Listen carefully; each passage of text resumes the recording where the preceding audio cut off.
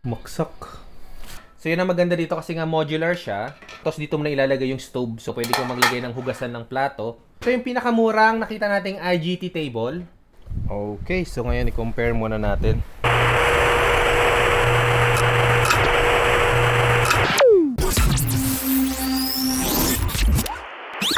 So tayo mag-unbox muna ulit. Syempre, as usual, gamit na naman pang camping. Dahil nauuso nga ito ngayon, try natin gamitin sa ating pagka-camp. Ito yung item.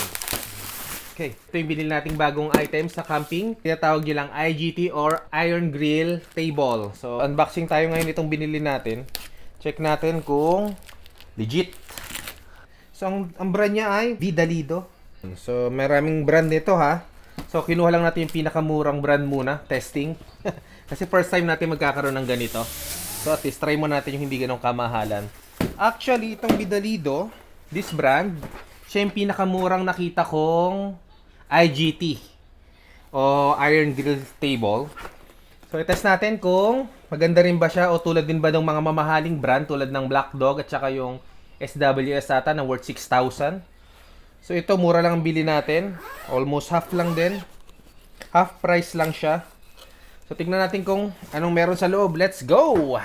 Ayan, tignan natin ha. Vidalido. Vidalido yung case niya, yung bag o yung lagayan. So, let's open. Anong inclusion? So, they have this plate. Ito yung plate ng table. So, usong-uso to sa mga nagbo-motocamp. Itong dinadala na nila. Kasi, modular type siya na table. So, pwede mo siyang i-upgrade o lagyan ng mga bagong equipment tulad ng mga stove, hugasan, o kahit ano pa. So, makikita natin kung ano itsura niya talaga. So, let's go. So, ito pang laman sa loob, yung mismong item. So, yun lang ang laman. Yung frame at saka yung plate. Ganun lang siya kasimple. So, paano siya buksan? Tignan natin ha.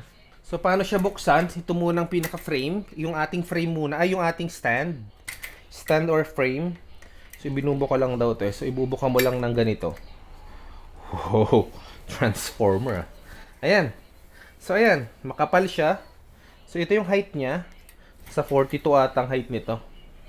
Yan. Yeah. Bigyan natin sa ibabaw ng table para mas makita nyo. Sa ibabaw ng table. Ayan. Yung ating plate. So, ito lang inclusion niya sa IGT table. Ayan. So, ang haba niya ay meron siyang 3 feet. 3 feet or 92 cm. Yun. Tapos yung ganito niya, yung lapad ng lagayan mismo ng mesa ay 40 centimeters. Kunin natin yung plate. Yung mga plate na kasama. Yan. Ito yung mga plate na kasama. Ayun, meron pa. So, ayan. Ito yung unang plate. Lagay mo lang. Ayan. Ayan, galing. Yun na yan. O, diba? Ini-slide lang siya pag nilalagay. Ayun. Yan. May bago na tayong table. Kasi medyo matagal-tagal na. So, itong kasama, spare dito sa gilid.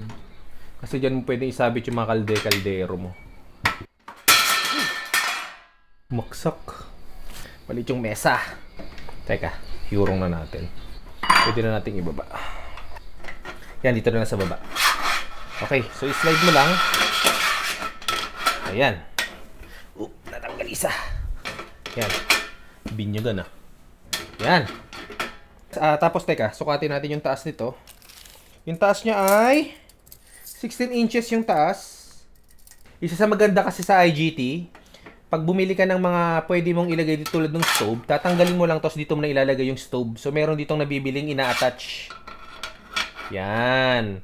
So yun ang maganda dito kasi nga modular siya. Pwede kang mag-add ng mga gamit na pwede mong idagdag tulad dito. Pwede kang maglagay ng hugasan ng plato o storage pa dito. So magkakaroon dito ng bagong slot. So ganun lang ang magiging itsura niya. So hintay lang natin. So umorder tayo ng iba pang item na pwedeng ilagay dito. Sa ngayon ito muna para matry natin.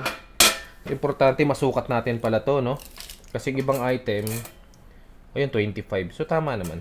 Ganun din naman ang mga sukat. Merong sabitan dito.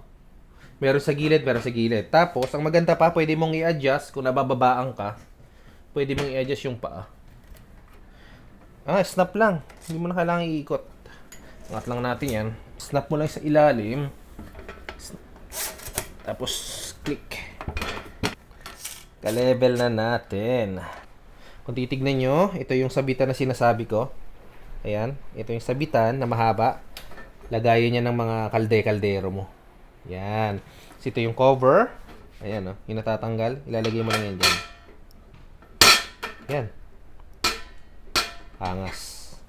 So, dito ka maglalagay. So, ito yung itsura niya sa loob. Ayan, tsaka makapal siya. Tignan nyo. May support. So, walang problema. Kaya hindi siya ganun ka-wiggle. And then, this one is the snap na sinasabi ko sa inyo. Pag gusto nyo taasan, ayan, gaganyan nyo lang. Ayan, so meron tayong magnet. Try natin kung didikit. Yeah, this one is metal. Metal. Halos metal lahat. Hindi, metal lahat kasi nga IGT. Pag IGT kasi iron grilling table. So meron tayong IGT table. So nakikiuso lang tayo. Kasi yung sa atin gamitin ordinary lang. Medyo mas mahaba dito. Pero ngayon medyo maiksi na kasi ang purpose natin pang solo camping lang naman. Tapos dito yung mga ilaw. Ha? Imagine ko na kung anong pwedeng ilagay dito. Pwede mo dito ilagay lutuan. Tapos plato. Tapos chopping board. Ito na siya. Ito yung pinakamurang nakita nating IGT table sa market. Kasi yung iba nagre-range ng 4,000 to 6,000. Meron pang 8,000. Pero syempre, ang importante naman dito ay ito, yung sukat nito. Dahil pwede nga natin lagyan ng iba pang gamit pang camping tulad ng mga lutuan. So this is the Villa Dido IGT table. IGT na table. IGT na table, no? Na in-order natin sa Easy Camp. So doon ang pinakamurang bilihan na nakita ko ngayon. Sa ngayon, ha? So doon muna ako order ng mga item na o mga gamit na binagamit ko sa camping. So ayun. Okay, so ngayon i-compare muna natin sa old nating table. So ito yung ginagamit nating table, nilagay ko na muna sa labas. So ganun din, metal din naman siya. Pero kung i-compare nyo dito sa ating bagong IGT table, na-adjust to ah. Ganun din naman to na-adjust. Ayun. Pero yung design niya, napakaganda. Napaka-futuristic ng dating. Pero kasi nga ito ay table para sa kainan talaga. Ginagawa ko lang lutuan minsan. So ito naman, pwede mo nang gawing lutuan, pwede pang kainan. Yan. So naka-adjust yung height yan kaya mas mataas siya ng konti.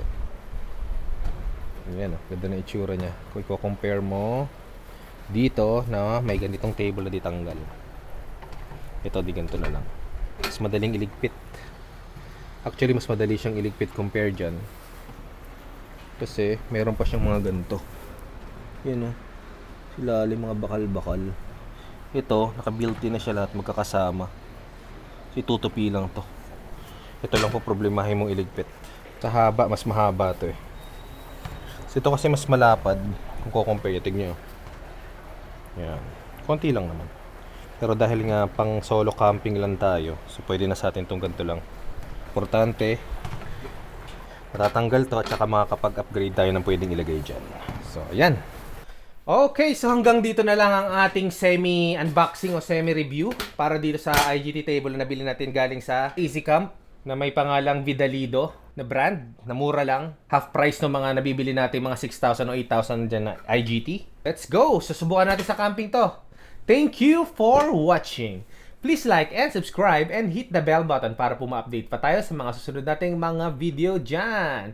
Goodbye and God bless. Ciao!